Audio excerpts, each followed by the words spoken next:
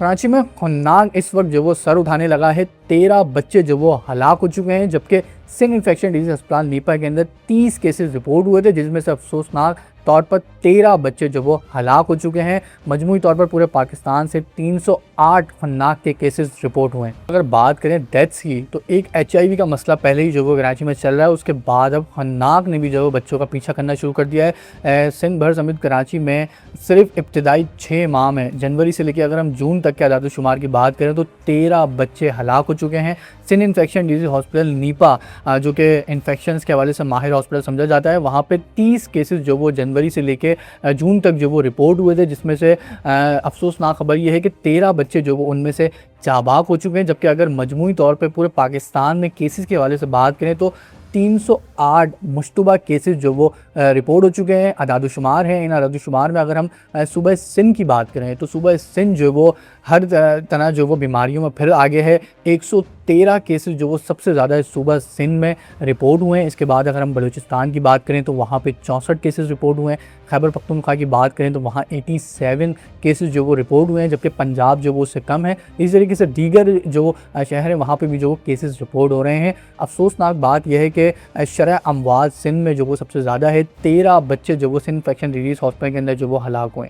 खौफनाक बेसिकली बच्चों में जो वो होने वाली एक बीमारी है, जो कि 5 साल से कम उम्र बच्चों को जो वो अपना शिकार बनाती है। इसकी बुनियादी वजूहात वैक्सीनेशन ना करवाना है। EPI प्रोग्राम के अंदर जो वो हिफाजती टीकोजात की वैक्सीन होती हैं, जिसमें वालिदैन की कोताही होती है कि वो वैक्सीनेशन को जो वो पूरा नहीं कराते। अफसोसनाक बात यह है कि हमारे पास जो पैदाइशी टीकों की वैक्सीनेशन की जो शरह है वो 100 में से 100% होती है। वालिदैन जो पहला टीका होता है बच्चे को पैदाइशी, वो लाजमी लगवाते हैं। उसके बाद जब उनको जो सेहत मराकज़ हैं वो उनको बार बार अप्रोच करते हैं, उनको कहा जाता है कि आपकी अगली वैक्सीन जो वो बच्चे की 3 माह बाद लगेगी, 6 माह बाद लगेगी, आप आएँ प्रॉपर जो वैक्सीनेशन पूरी कराएं। तो इसमें एक बैकड्रॉप यह है कि वालिदैन जो वो उसको संजीदगी से नहीं लेते और वैक्सीनेशन का अमल जो वो मुकम्मल नहीं कराते, जिस वजह से जो कम क़ुव्वत मदाफ़ियत वाले बच्चे होते हैं, जिनका निज़ाम जो वो हाफ़िज़े का निज़ाम जो वो कमज़ोर होता है, वो जो वो इसमें इफ़ेक्ट होते हैं। ये मुतादी बीमारी है जो बच्चों को जो वो गले के ऊपर हमलावर होती है। इसमें गले के ऊपर एक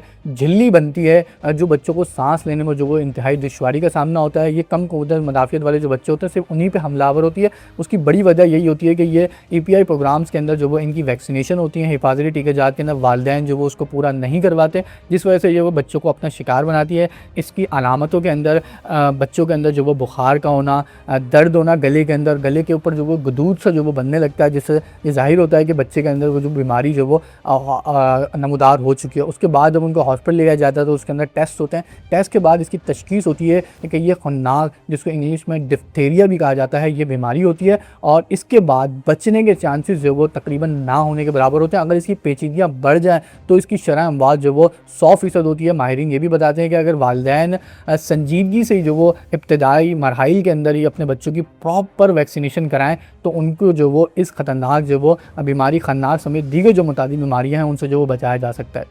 2 अस्पताल का मैं यहाँ पर जिक्र करना ज़रूरी समझूंगा। एक है Sindh infectious disease hospital Nipah.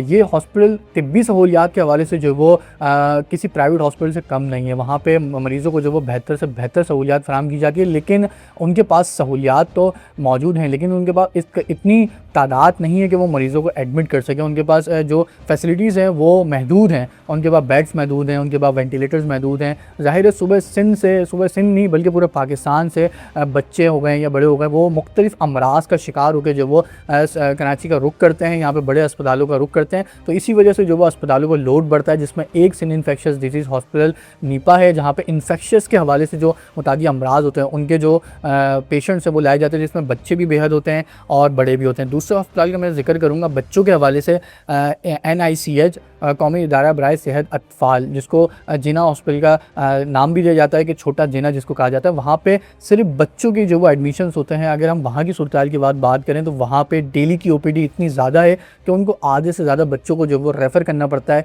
या तो मजबूरी में उनको एक-एक बेड के ऊपर 2-2 बच्चों को रखना पड़ता है। ये तमाम बच्चे वही होते हैं जिनकी क़ुव्वत मुदाफ़ियत कम होती है, किसी को निमोनिया हो जाता है, किसी को इब्तिदाई मराहिल में जो वो कम जो वो बच्चे की जो वो फ़ॉर्म सही तरीके से नहीं बन पाती, इस वजह से उनको जो वो एनआईसीयू के अंदर जो वो वेंटिलेटर्स, इंक्यूबेटर्स और दीगर चीज़ों की ज़रूरत पड़ती है। और अब ये शरह भी बढ़ती चली जा रही है कि जैसे-जैसे बच्चा पैदाइश के बाद ही उसको मुख्तलिफ जो बीमारियाँ अपनी लपेट में ले रही हैं। एक तरफ तो माँओं का किरदार इसके अंदर अहम ज़रूरी है कि जो माँ हैं वो अपनी प्रेगनेंसी के दौरान जो वो तमाम तर जो न्यूट्रिएंट्स हैं उनको जो वो अच्छी तरीके से नेचुरली तरीके से लेने की कोशिश करें। साथ-साथ अपने जो वो माहिरीन बताते हैं कि वो उनकी जो लाइफ़स्टाइल है उसको जो वो अच्छा रखें, ताकि जो वो बच्चा जो वो एक हेल्दी और सेहतमंद हो, उसको बीमारियाँ हमलावर ना हो। दूसरा, जो वायरसेस हमारे पानी के ज़रिए से, हवाओं के ज़रिए से हमारे बच्चों पर जो वो हमलावर होते हैं, उसके लिए ज़रूरी है कि जो ईपीआई का प्रोग्राम है, एक्सपेंडेड प्रोग्राम इम्यूनाइजेशन, जिसमें तमाम बीमारियों से लड़ने की जो वो वैक्सीन्स मौजूद हैं और ये फ्री ऑफ कॉस्ट जो वो